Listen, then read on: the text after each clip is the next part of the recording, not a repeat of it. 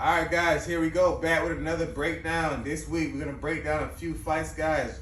We have UFC Fight Night, Ricky Simon versus Song Yadong. We're going to break down that fight, as well as Bkfc, Colorado. We have Luke Rockhold facing Mike Perry in the main event.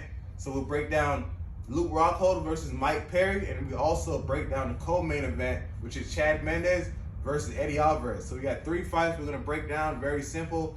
Those are the three biggest fights going on this weekend, all right? Here we go, guys. We're gonna start first with the UFC card. We have Ricky Simon, he's 20-3, versus Song Yadong, who is 19-7 with one draw. Okay, guys, so first, we're gonna talk about these fights. Ricky Simon, I believe he's on a 5-fight winning streak. His last loss was to Rod Font, and then before that, he lost to Uriah Faber. He's the last guy actually to beat the number 2 or 3 bantamweight, I believe, Merab Dvalishvili. That's how you say his name. You guys know what I'm talking about, right? Yes. If you watch UFC, you know what I'm talking about. Merab, the number 3 or number 2 bantamweight right now. Ricky Simon, good wrestling game, good top pressure, aggressive. He's gonna look for that top game. Song Yadong, explosive striker, young. He's only 25, and seemed like he's been around forever. Seemed like he's been 25 forever. Yeah. But it should be a good fight, guys. Honestly, Ricky Simon last fought against, he had an arm triangle, versus Jack Short. He won by arm triangle. Then we have Song Yadong coming off a loss due to a cut. He fought Corey Sandhagen.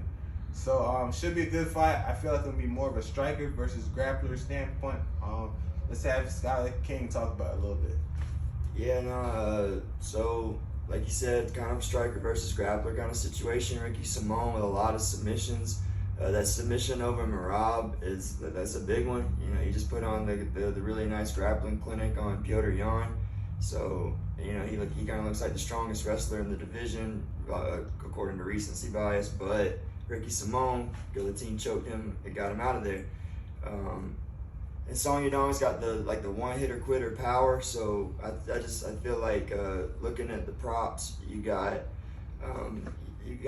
plus 260 it was for this fight to finish inside the distance, and I feel like that's the safe way to look at this fight, is not going all 5 rounds. I just cannot see that happening.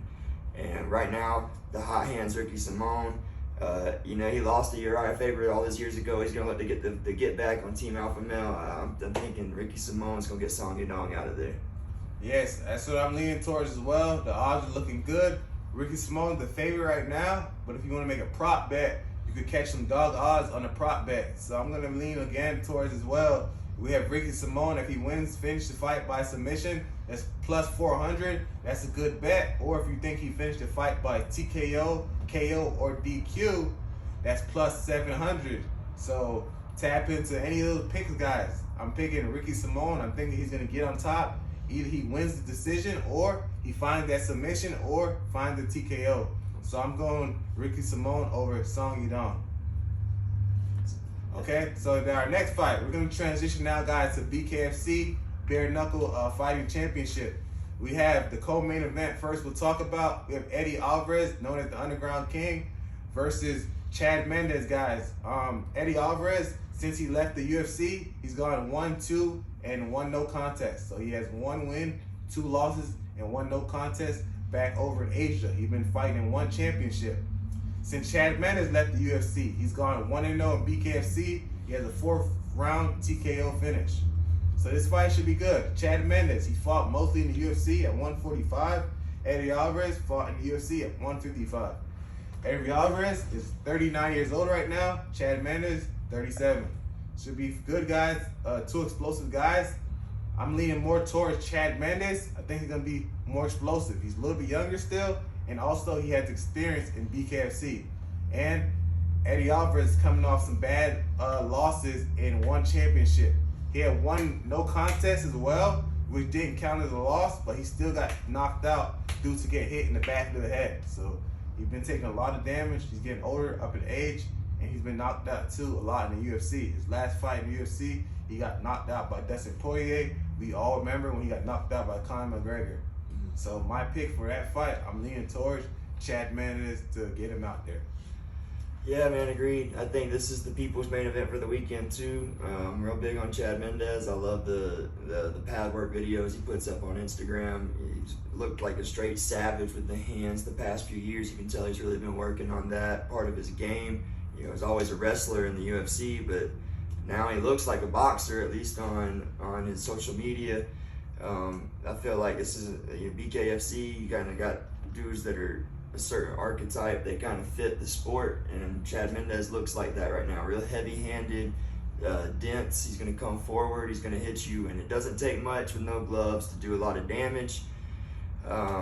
So I just see him getting inside on Eddie, and just he starts landing the big shots, or at least just touching him up, cutting him up, and I think it's a safe bet. You got Chad Mendes TKO victory here.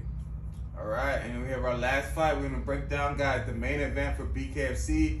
We have Mike Perry going against Luke Rockhold. Everybody know Mike Perry. He's been doing his thing in Bkfc. Luke Rockhold, he just retired from the UFC. His last fight was against Paulo Costa. We've seen him get bullied around, but hey, he came back for that paycheck. Me, in this fight, we got Luke Rockhold versus Mike Perry. I'm leaning towards Mike Perry. I think this will be his, Rome of fighting. We've seen Mike Perry fight a great kickboxer already, actually, in Bkfc. We've seen him fight MVP, right? And he beat MVP.